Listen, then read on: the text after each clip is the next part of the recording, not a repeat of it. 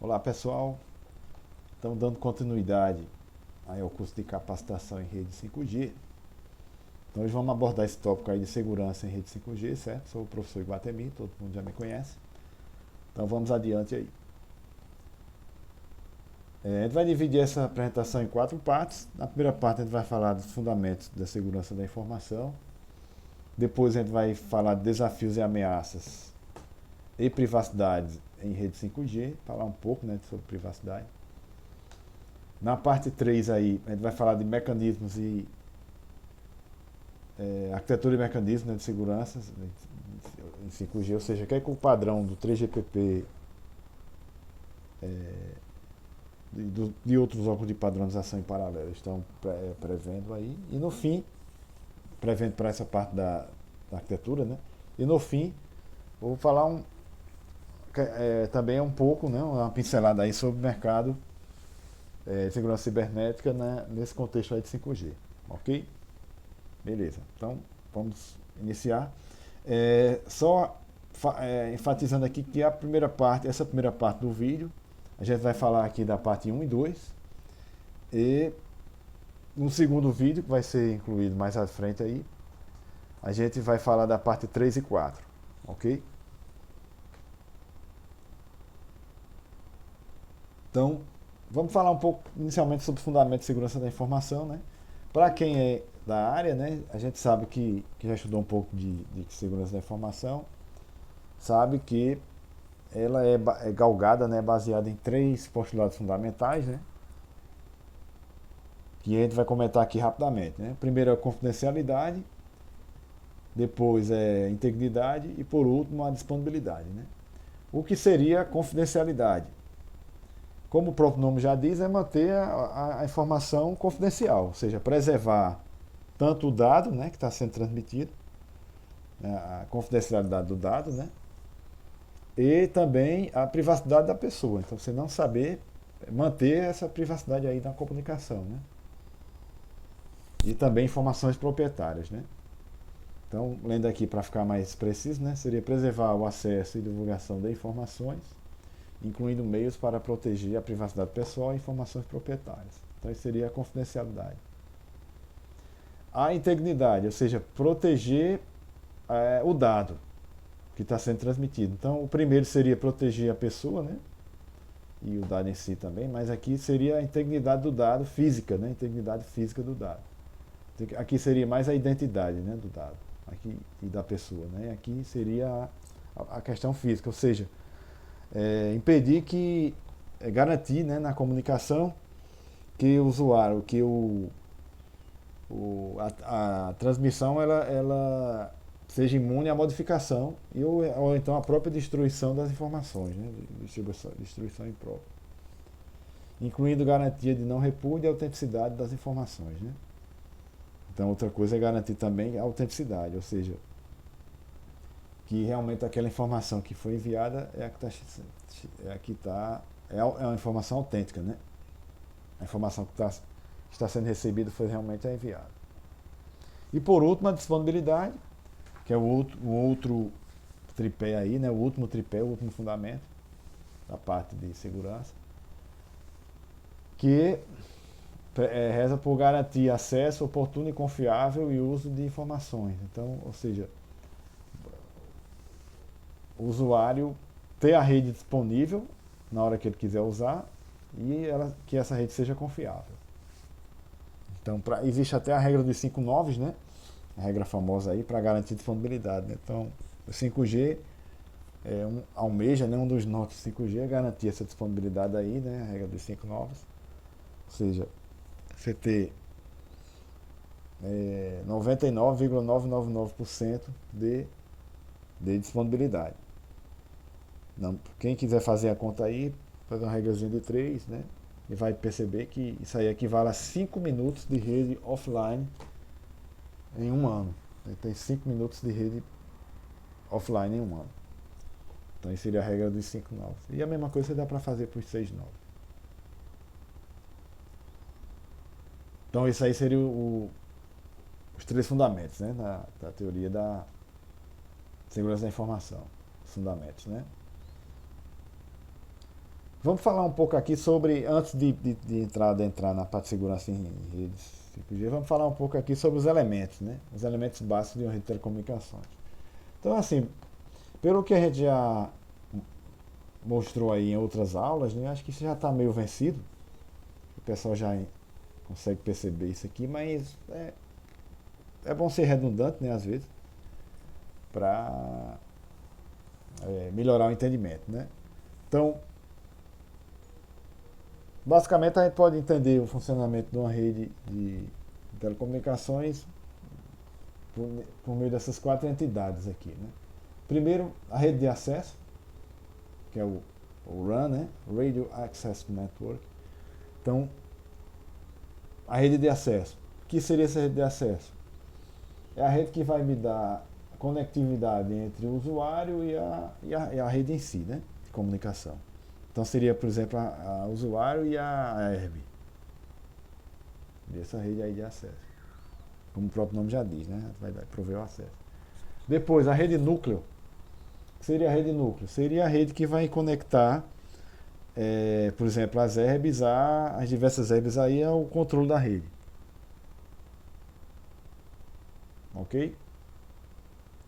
Ao controle da rede. A rede de transporte. Então seria toda a parte da rede que conecta as diversas entidades que compõem a rede. Então, por exemplo, tem várias herbes, várias CC6. Então essas herbes, as CC6, né, as várias centrais de controle, né, e comando, as várias centrais de controle, existe uma rede de transporte que conecta todo mundo aí. Inclusive a parte de conexão com outras operadoras também, né?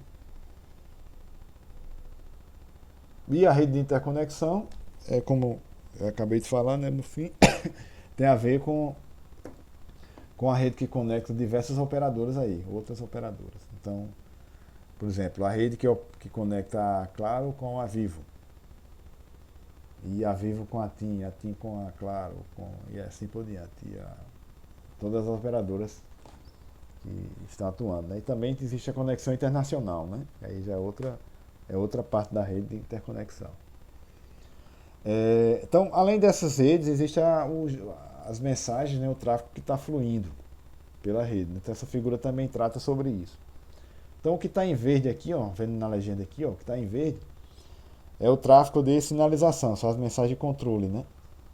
Então, por exemplo, na hora que o usuário vai se conectar a uma rede, por exemplo, meu celular está desligado, eu ligo meu celular, o smartphone, e aí ele vai se conectar à rede. Então, nessa hora existe toda uma troca de mensagem de controle, sinalização entre eu e a herb que eu estou conectado, né, que é a mais próxima, de forma a prover essa comunicação aí, né? Pela rede, via rede via as mensagens de controle e sinalização. Esse tipo de abordagem tem sido usado recentemente, até em redes agora 5G, para se o pessoal investir em um tipo de ataque que era bastante usado aí antes em outro tipo de redes. E foi resolvido usando algumas técnicas que eu vou comentar mais à frente, mas ele ainda continua ativo por causa de brechas nessa parte de controle e sinalização. Então existem também outras mensagens de dados, né, de usuário, informação de dados de usuário, então que está aqui em preto, né? E o tráfego de gerenciamento, que são mensagens que são trocadas entre a parte da rede em si e o gerenciamento, entre as herbes e o controle da rede, entre o próprio controle da rede e a estação e a parte de gerência, né, da rede. Então, basicamente, você pode entender a rede de comunicações como as redes as vários tipos de redes, né, basicamente essas quatro, e atrelado a isso as mensagens que estão entre elas, né? Então, por exemplo, a parte de controle de sinalização, toda a parte de tráfego de dados e a parte de tráfego de gerência. Então, esses três tipos de tráfego também. De informações, né, de dados que circulam aí pela rede, certo? Então, dando continuidade aqui, vamos fazer algumas considerações gerais aqui também em termos de segurança em rede de telecomunicações. Né? Como é que funciona, né? Tem um padrão novo, como é que o pessoal trata essa questão de segurança? Não só a questão de segurança, mas em outras camadas aí da rede, vamos dizer assim, né? Em outras camadas, isso também se aplica, né? O que a gente vai debater aqui basicamente se aplica. Então, o primeiro passo é o que está aqui mais internamente aqui no conjunto mais interno aqui, seria a parte de padronização, né? Todo o processo de padronização. Então, protocolo de segurança, algoritmos, armazenamento, tudo isso. Então, arquiteturas, né, de segurança. Então, por exemplo, o 3GPP no caso do 5G, né? O 3GPP vai lá e faz toda a padronização de tudo e coloca isso no papel, né, por meio das suas releases lá, das suas recomendações, que estão dentro de cada uma das releases, né, são várias recomendações, relatórios, né, e aí tudo isso aí fica como um guia básico para que os vendedores, né, os desenvolvedores, né, as empresas aí, a Huawei, Ericsson, Nokia, os fabricantes de equipamentos, eles consultando esses padrões consigam produzir as soluções. Aí um ponto bem importante é o que está aqui em destaque. Ó. Tudo que está no padrão que o pessoal sugere lá são coisas efetivamente que são comprovadas. Então tem o uso comprovado. Então não adianta você, por exemplo, a equipe que está lá criando o padrão, ele vai lá, não, vou buscar descobri aqui, acabou de sair uma nova solução aqui de um artigo que eu encontrei num periódico aqui internacional de bastante renome. E o cara está propondo um algoritmo que faz X, Y, Z e tal. É muito bom, não sei o que lá. Esse tipo de solução o pessoal não costuma adotar de cara, porque, embora, sei lá, o artigo foi publicado numa revista de renome, tem um impacto científico ali, mas já tem um respaldo, né? Foi avaliado, né, pela comunidade científica e validado, né, na comunidade científica, só que para o uso em escala industrial, como é o caso aqui, por exemplo, na rede de telecomunicações, isso não é suficiente.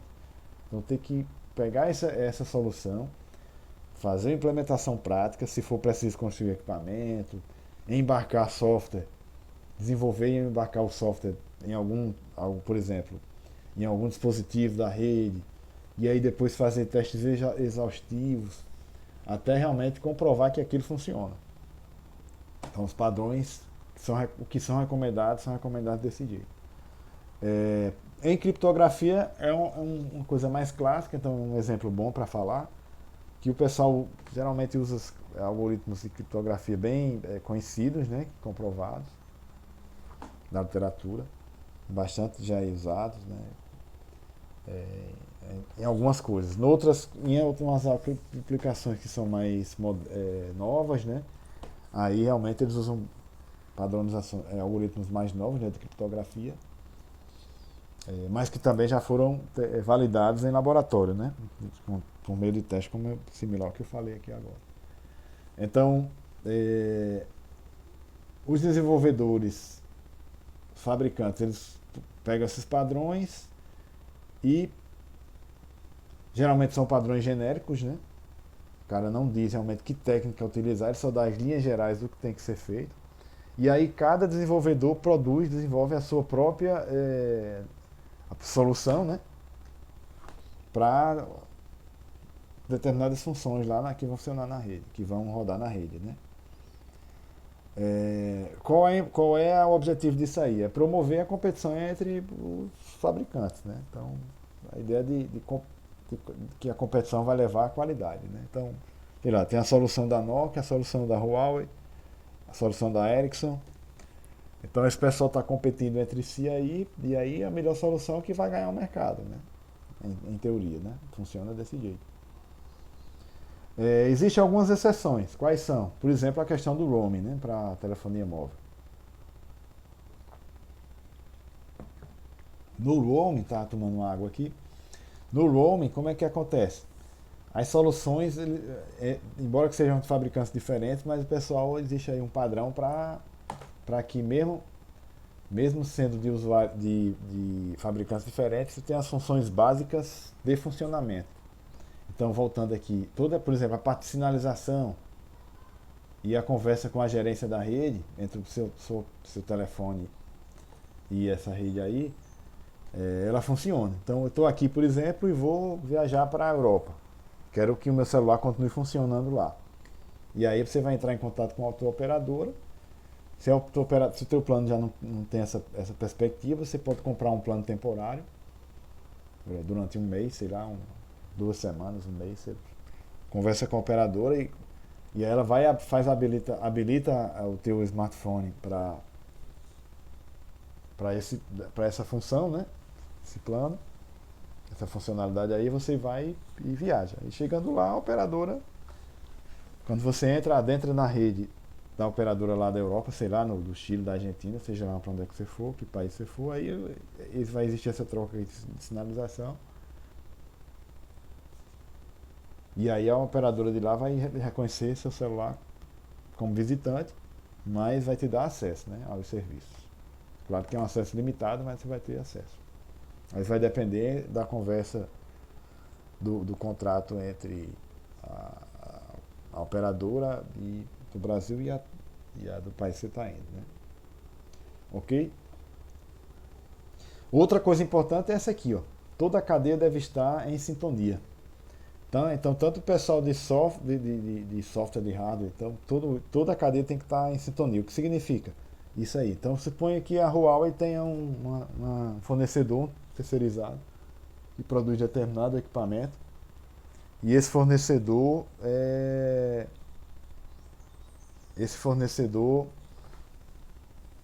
produz um software lá. E para ele produzir esse software, ele vai ter que estar em comum acordo com os padrões, né, com os padrões exigidos pela Huawei para determinada coisa lá. Então, isso tem que ser seguido, né? Isso tem que ser seguido. Então, uma empresa terceirizada, ela precisa seguir, né, as normas de segurança determinadas pela Huawei ou por outra operadora e assim por diante.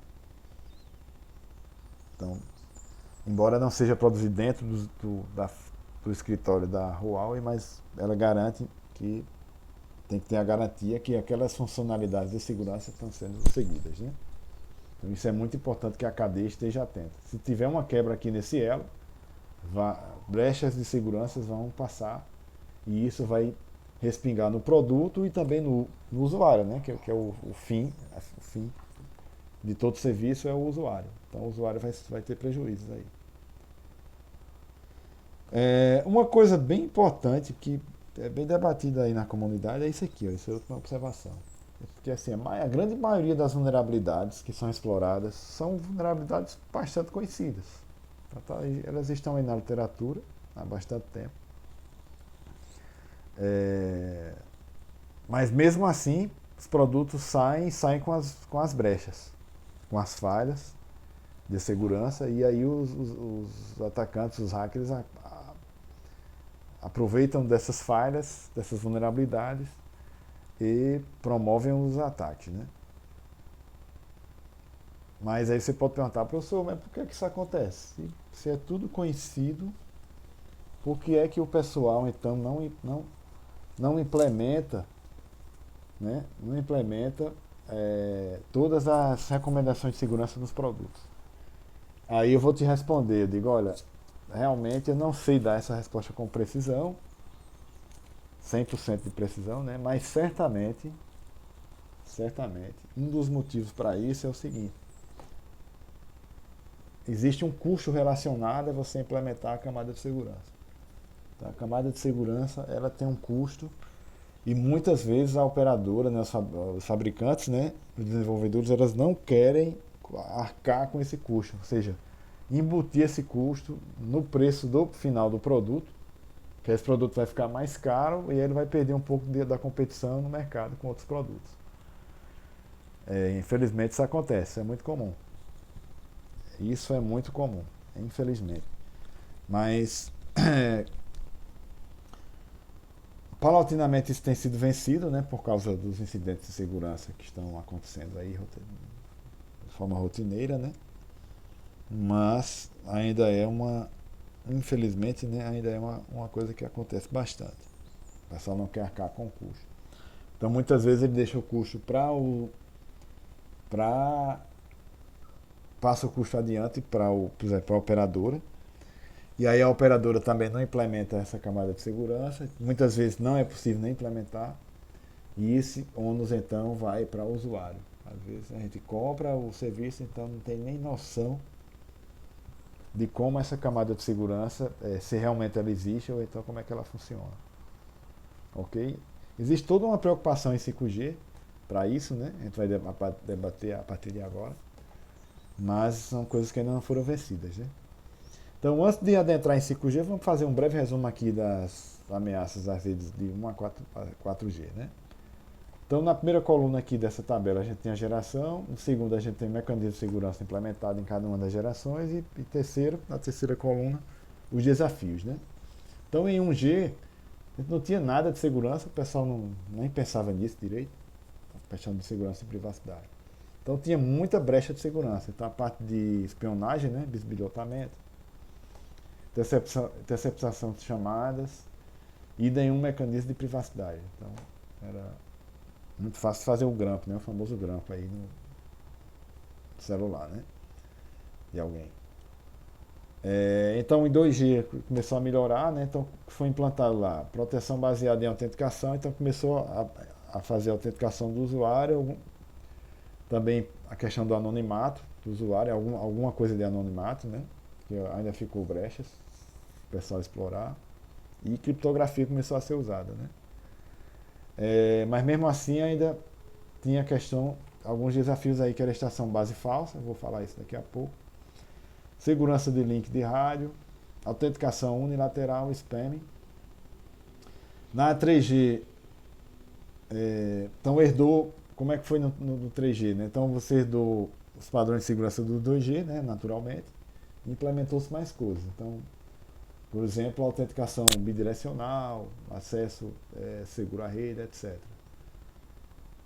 Autenticação de chaves, né, e acordo de chaves. Quais foram os problemas novos, né? A questão do tráfego IP, então começou a ter tráfego internet, então problemas, né? Segurança de chaves criptográficas e no roaming, né? Problemas no roaming.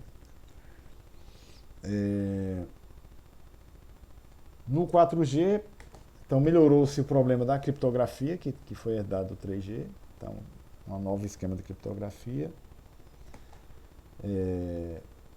Na parte do acesso também, nas mensagens de sinalização, foi melhorado também, que antes tinha um problema lá de sinalização e ainda tem, né, no 4G. Vou comentar isso mais para adiante. E também a questão da integridade, né? Dos tripés lá, né? Vocês percebam que é uma coisa paulatina realmente aí foi, né?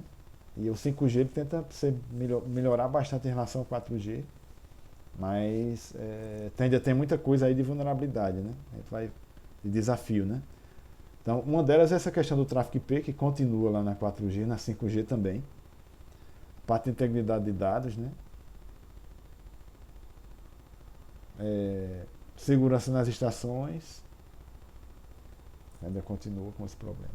Então, quem quiser se aprofundar um pouco mais nisso aqui, então dá uma olhada lá nesse capítulo aqui de um mini curso lá do SBSEG 2021.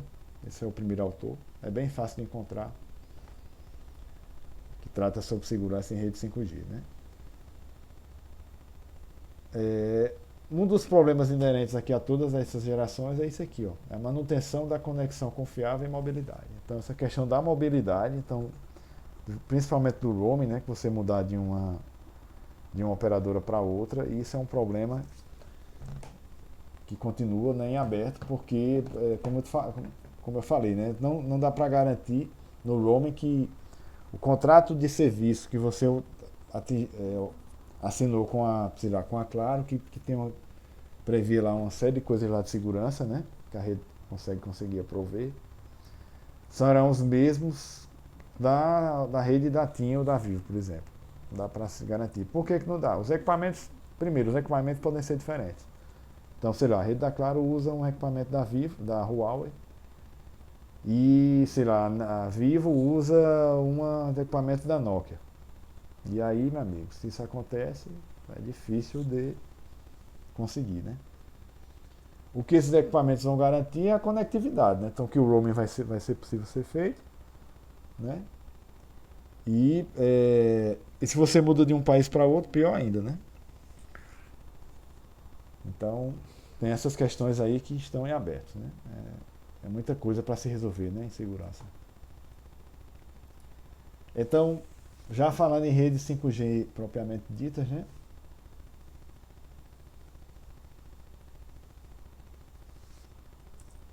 Então, pensou-se, né, a 5G já resolver algumas lacunas de segurança que já existiam, né? Muitas, né? Por exemplo, a privacidade do usuário, né, que ainda continua, limitação de autenticação de dispositivos e vulnerabilidade da interface de rádio. Qual é o problema disso, né? O problema está sendo como a implantação está sendo feita, né? É um problema a mais aí. Por quê? A implantação está sendo feita baseada ainda na rede 4G, né? Então a rede é híbrida. Então a rede sendo híbrida, você ainda tem herda, né, os problemas da rede 4G. Quais são os problemas adicionais, né, para a rede 5G? Maior número de usuários. Então você tem mais gente conectada, mais problema. Isso é fatal. Assim, não tem jeito. Outra coisa, além de ter mais gente, os dispositivos são diferentes entre si. Então você agora tem dispositivo IoT, vai ter carro, então vai ter muita coisa envolvida aí, né? Além disso, novos serviços, né? Como eu falei agora. Dispositivo IoT, né? Conexão de veículos. Então, uma série de coisas aí novas, né? E além disso, podem surgir outros serviços mais adiante, né? Que a gente nem conhece. Que a gente não tem como saber, né? E uma coisa que o pessoal está muito preocupado é essa questão da conexão de dispositivos IoT, né? Então vai conectar um monte de dispositivos. A maioria desses dispositivos IoT, eu tenho uma linha de pesquisa que trata um pouco sobre a segurança em internet das coisas, né? Quem se interessar depois pode se interessar por essa área de segurança cibernética. Pode me mandar mensagens aí por e-mail que a gente pode conversar mais em particular, né?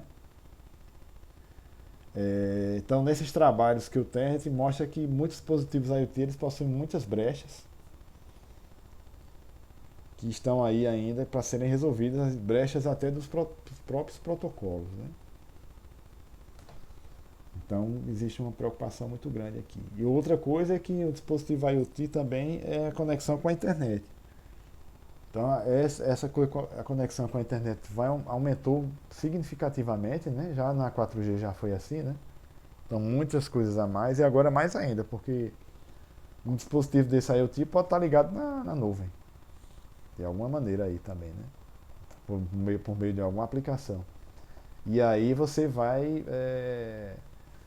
trazer, né, problemas da nuvem, né, da internet para dentro da rede de telefonia, né? Isso é um problema. Isso é um desafio a mais, né? Então é uma ameaça. Uma outra questão é a questão da privacidade dos dados, né? Eu falei que ia falar um pouco sobre privacidade, né? Então, principalmente em relação aos dispositivos IoT, existe uma grande preocupação que o uso de dados, o uso de dispositivos IoT vai impactar significativamente aí na questão da privacidade. Então não vai dar para garantir 100%. Então, um exemplo, eu estou ali naquelas aplicações de hospitais inteligentes, né? Ou então casas inteligentes. O que é isso? O camarada está lá com um monte de dispositivo IoT lá, gerenciando a casa, com câmera, alimentação do jardim da casa, luzes, os aparelhos de ar-condicionado, TV e tal, um monte de coisa, geladeira, tudo que é coisa que você pode ligar aí, né? O cara está em casa e quero ligar o ar-condicionado lá do meu quarto, quando eu chegar em casa ele já vai estar, beleza, aí ele dá um comando lá de onde ele está. Isso é muito fácil de fazer hoje em dia, né? Com a tecnologia que a gente já tem. Então ele vai sei lá, meia hora antes de chegar em casa, o ar-condicionado liga. Ele pode dar esse comando ou pode até deixar programado, né? É possível também programar, mas é preciso também a distância fazer. Então, tudo isso aí tem a questão da privacidade envolvida para você garantir, né? E essas aplicações, como eu disse agora há pouco, essas aplicações IoT, principalmente, o pessoal não está muito preocupado com a segurança. Às vezes não tem nem gente capacitada na equipe que entenda dessa parte de segurança cibernética, que seja capaz de prover soluções lá, né? Pelo menos na parte de desenvolvimento do software, né? Que é a parte mais básica aí, de desenvolver o software de uma maneira segura. Então, isso é uma preocupação muito grande aí para o pessoal que trabalha em segurança em 5G. Outro problema é isso aqui, as novas tecnologias, SDN, NFV, computação de borda, Network Slicing, que impõem bastante desafio de segurança. Eu tenho uma linha de pesquisa de segurança cibernética nessa área de SDN, né, redes definidas por software, né, SDN, e a gente mostra lá que tem um monte de vulnerabilidade em SDN, né, inclusive ataques que a gente mesmo que desenvolveu aqui no laboratório e publicamos aí na literatura recente, né, agora em 2020. Publicou um ataque que era novo, não existia, trabalhando exatamente com vulnerabilidade dos protocolos que rodam aqui em SDN. Um ataque relativamente fácil de implementar e extremamente difícil de ser detectado. E simples e muito eficaz, ele realmente consegue derrubar a rede. Então, quem tiver interesse aí de conversar sobre essas coisas de segurança pode entrar em contato comigo aí depois.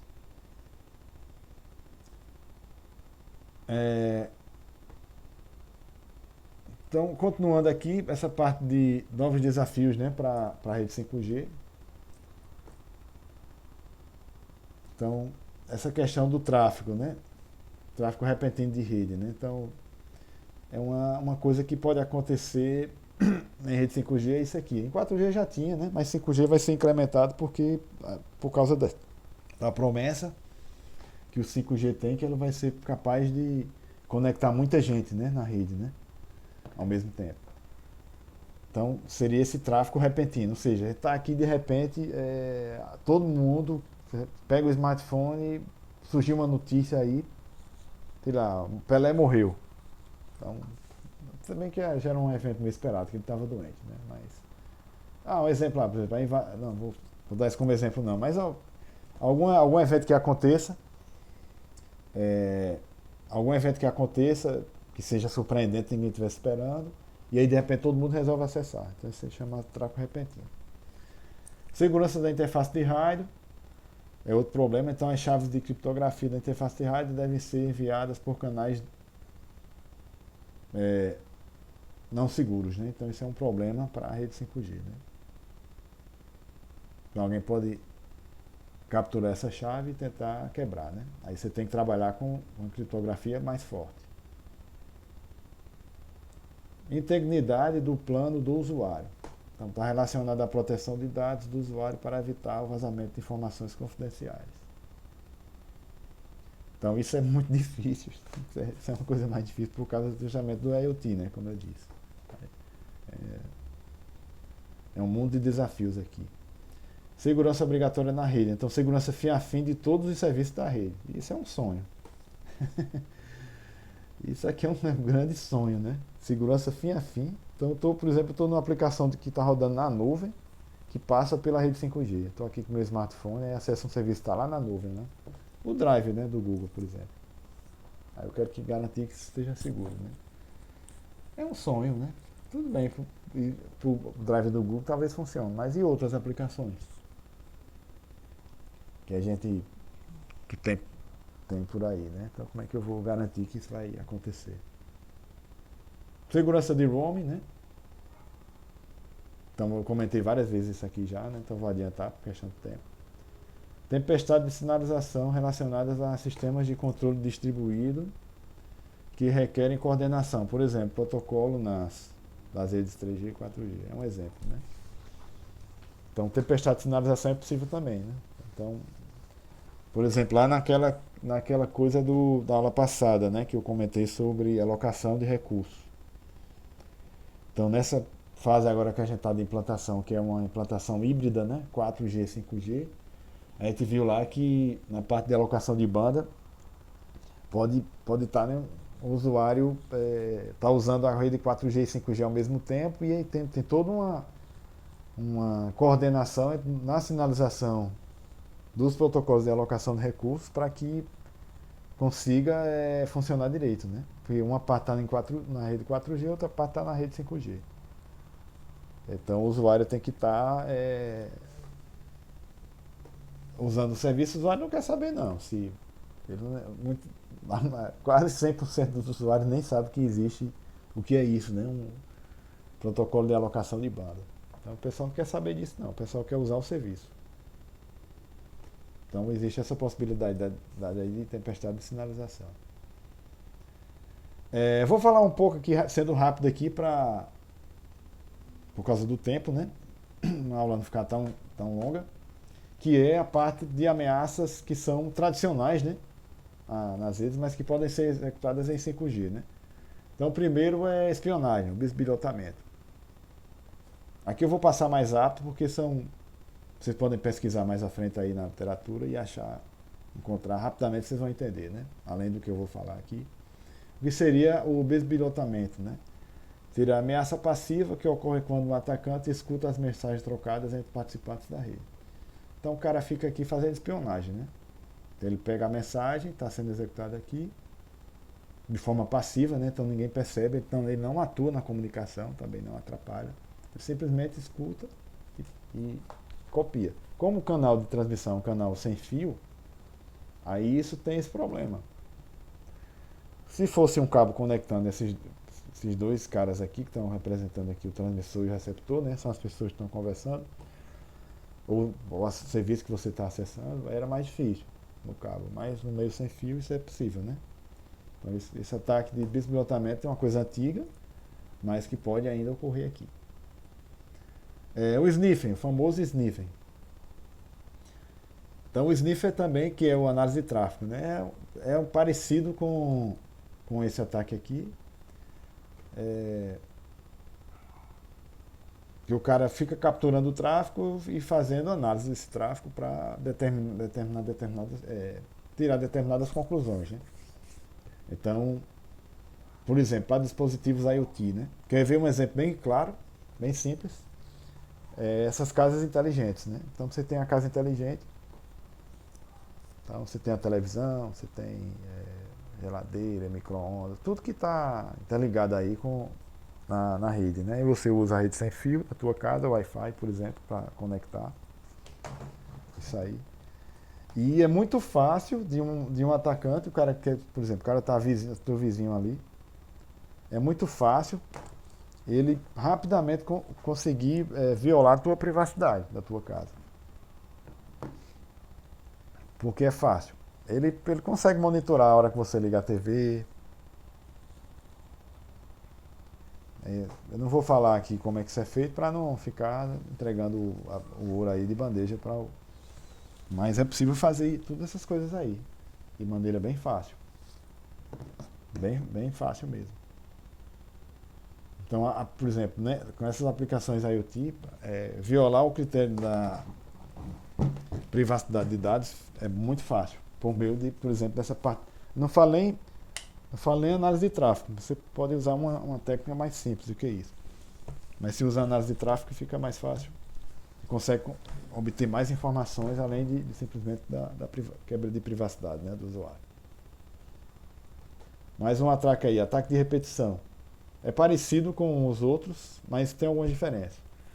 É uma forma de ataque em que uma transmissão é repetida de forma maliciosa por um atacante que interceptou. Então o cara pega a comunicação, os pacotes, e transmite para o receptor.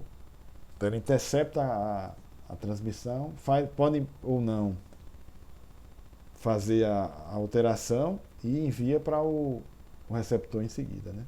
Então aqui meio que seria um ataque ativo, né? O cara realmente está atuando na comunicação. Perceba que a primeira parte aqui desse ataque tem a parte do sniffing, né? Que a gente comentou agora. ok? Então primeiro o cara faz análise, copia o tráfego, né? Faz análise do tráfego, depois retransmite. Certamente fazendo algum tipo de modificação. O ataque do homem no meio, né? Man in the middle. Um ataque muito conhecido. Mas todos esses ataques que eu falei aí, todos eles são conhecidos, são tradicionais, né? Como estou falando aqui. O man in the middle, né?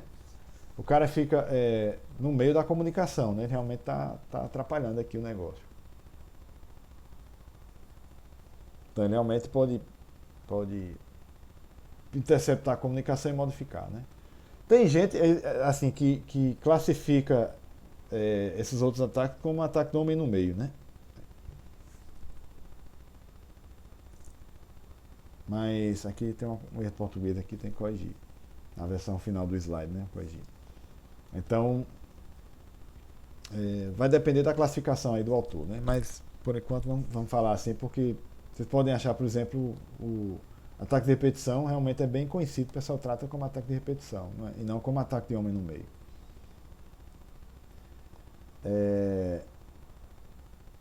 Ataque de falsificação de identidade, né?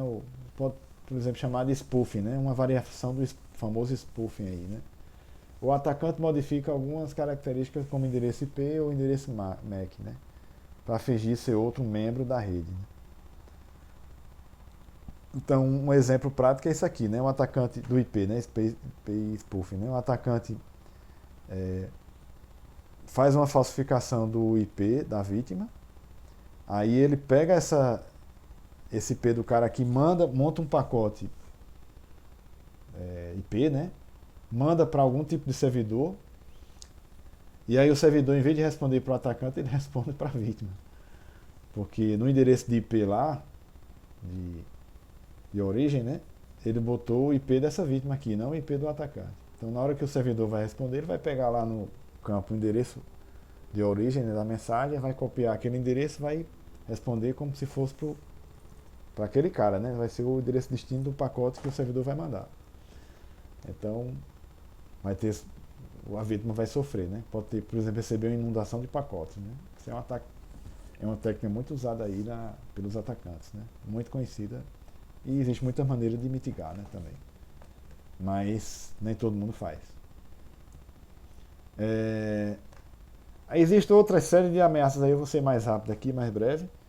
Por exemplo, o ataque de negação de serviço, né? Que aí para dispositivo IoT pode ser uma festa. O que significa isso? O objetivo aqui é atingir a disponibilidade da rede. Então, por exemplo, a disponibilidade é um dos tripés, né, da segurança, né, da informação, né? Então, o DDoS aqui, ou então só o DOS, né, quando só é um computador, né, um atacante que está promovendo o ataque. Então, o objetivo dele é atingir a disponibilidade. Existem diversas formas de ataque de negação de serviço.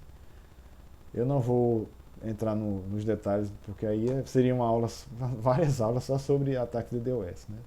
Quem tiver interesse pode buscar aí na internet, você vai achar muita coisa sobre isso. Eu também tenho alguns trabalhos nessa linha de ataques de DDoS, né? Na área de segurança.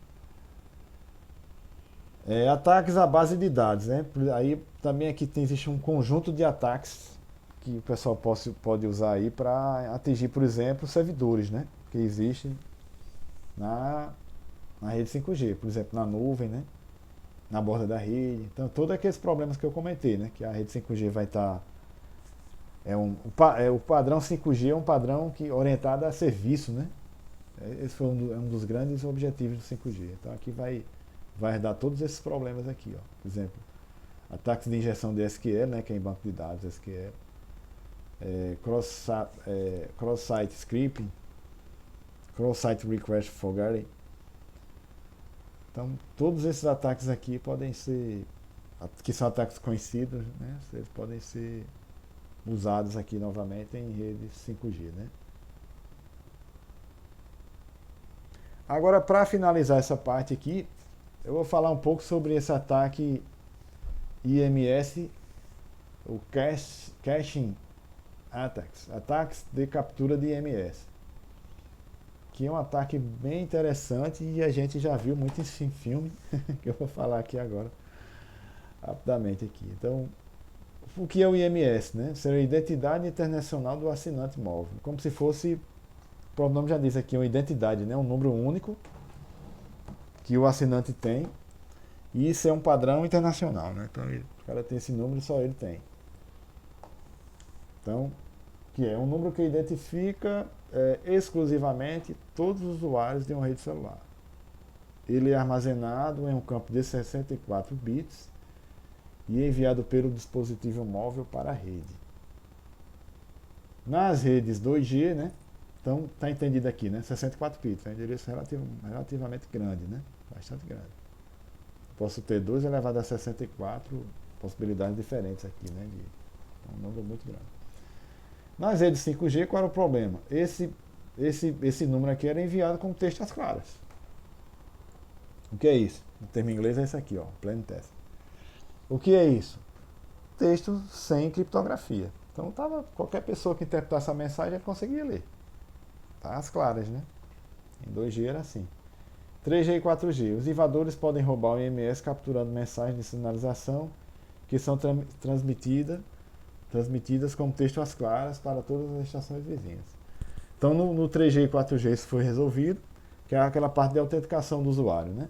Acho que é a parte de autenticação bidirecional, se não estou enganado aqui. Ele resolveu esse problema. Foi o que ele fez. Ele criptografou essa parte aqui, mas eles esqueceram, né, que na parte de sinalização ainda dá para capturar essa informação aqui por meio dessas mensagens de sinalização. Como é que está em 5G? Em rede 5G puras, a promessa é que esse texto seja criptografado antes de seu envio pela rede. Então, até no processo, em 5G aqui, até no processo de sinalização, isso seja resolvido, né? Além disso, o 5G também, o que é que ele vai fazer? Ele vai aumentar a frequência com que os identificadores temporários de usuários são atualizados, melhorando mais a privacidade. Então, ou seja, em 3G e 4G o cara mandava isso uma única vez, nunca mais isso era verificado. Aqui em 5G o pessoal vai frequentemente, de vez em quando, fazer uma atualização disso aí, né? Então isso usa uma regra de zero trust, né? Zero trust, né? Confiança zero, né? E já é um tipo de política de confiança zero que a rede 5G vai estar implantando, né? Confiança zero é um conceito novo aí na parte de segurança cibernética, né? É o Zero Trust. Quem quiser pesquisar aí na internet pode pesquisar. Eu tenho uma dissertação de mestrado que a gente está trabalhando com isso agora, num contexto de redes industriais, né? Qual é o problema em 5G? Sempre tem uma brecha, né? Em segurança. Segurança tem esse desafio frequente, né? Em rede 5G, não standalone, né? Ou seja, ainda é possível executar esse ataque, porque é uma rede híbrida, né? 4G e 5G. Então, como é que funciona esse ataque? Eu já comentei rapidamente. Esse é aquele ataque que a gente vê o cara no filme, o cara dentro de uma van, tá aqui a figurinha da van. Aí o cara tá com uma bugiganga lá, uma antena, um negócio lá na van e fica um monte de computadores lá, equipamentos, né? Interceptando as chamadas, né, dos usuários, né? Então, o usuário se conecta com a van, pensando que ele está conectado com a ERB. Por que se conecta com a van? Porque a van vai estar do lado do prédio que o cara está, por exemplo, da casa que ele está ali na rua, sei lá, no condomínio. E aí o sinal que ele está emitindo, ele simula uma ERB falsa, tem uma figurinha aqui mais à frente que trata sobre isso. É como se ele se implantasse uma ERB falsa, uma estação base falsa, que o aparelho do usuário não sabe. Ela funciona do mesmo jeito de uma ERB convencional da rede, né? E aí o atacante, o usuário se conecta com esse cara e aí ele acha que realmente está se conectando com a rede. Aí, por meio disso aqui, o usuário consegue capturar esse IMS e aí usar para o restante da comunicação, né?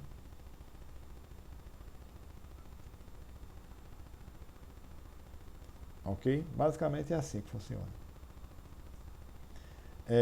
Para finalizar aqui, esse artigo trata desse ataque, IMS ataque, né, em redes 4G e 5G, um artigo bem recente, eu dei destaque aqui com a seta, 2021. Foi o que esse pessoal fez.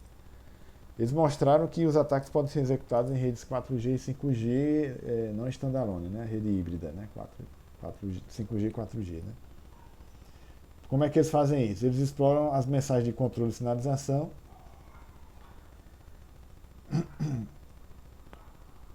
que são 7 tipos, né, de mensagens que podem ser exploradas. Né? Então, diferentemente das versões desse tipo de ataque em redes 2G e 3G, aqui em redes 4G e 5G eles usam as mensagens de sinalização e controle, né, para promover esse ataque. Aí o cenário experimental é bem parecido, eles montam algum tipo de herb falsa, né? Tá na figurinha aqui, nessa figura eu retirei do artigo. E aí o usuário consegue, o usuário é induzido a se conectar com eles e com a herb aqui, né? Fica na disputa, né? Então essas mensagens aqui elas também não são criptografadas, né? Inicialmente. No artigo eles exploram 2 tipos de mensagens de sinalização. Eu não coloquei aqui porque ia detalhar demais o texto, é questão de tempo, né? A aula acaba ficando muito longa. Aqui essa figurinha eu trouxe só para mostrar o cenário experimental. Aqui é um cenário fixo dentro do laboratório e aqui é um cenário móvel. Então aqui eles montam realmente uma herb falsa e toda a parafernália aqui de equipamento para processar o tráfego e rodar a informação. Né? O mais interessante vem agora, são os resultados. É a última transparência para terminar a aula aqui. Né? Vocês podem pesquisar esse artigo aqui na base de dados lá da Elsevier, né? Um artigo dessa revista Computer Networks. Eu tenho orgulho de ter 2 artigos aqui publicados nessa revista. Uma revista muito boa. E aí vocês têm acesso a esse artigo. A gente também vai disponibilizar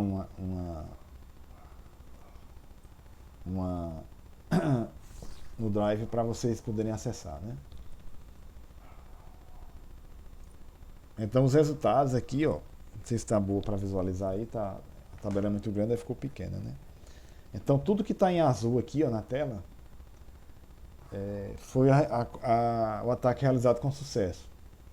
E nessa primeira parte aqui da tabela é para a rede 4G e nessa parte aqui de baixo para a rede 5G standalone, né? Não standalone, né? Ok? Então aqui embaixo 5G, não standalone, e aqui em cima 4G. E aqui está, nessa coluna aqui, o modelo do celular que foi utilizado. Perceba que tem vários modelos do iPhone, o iPhone 12. Acho que eles testaram até o 12. E aí a Huawei.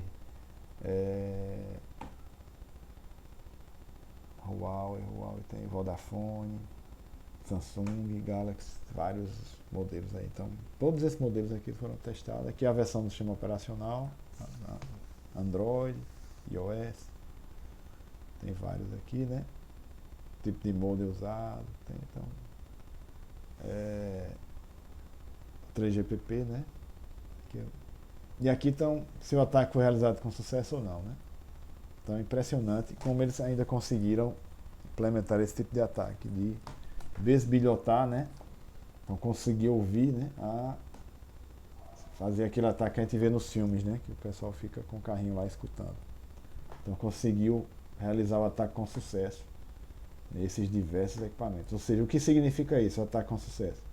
O atacante conseguiu conectar, interceptou a chamada telefônica lá do cliente, né, os dados, não só a chamada telefônica, mas os dados do cliente e teve acesso a isso. Então ele teve acesso à informação inteira que o cliente estava transmitindo. Isso é extremamente grave, né? Violou alguns dos tripés lá da segurança da informação que a gente debateu lá no início da aula, né? Ok? Então vale a pena dar uma olhada nesse artigo aí para o pessoal que ficou curioso. Ok? Então obrigado. Então com isso eu termino essa parte aqui da aula, certo? Então até a próxima parte aí, para a gente finalizar essa parte de segurança em rede 5G.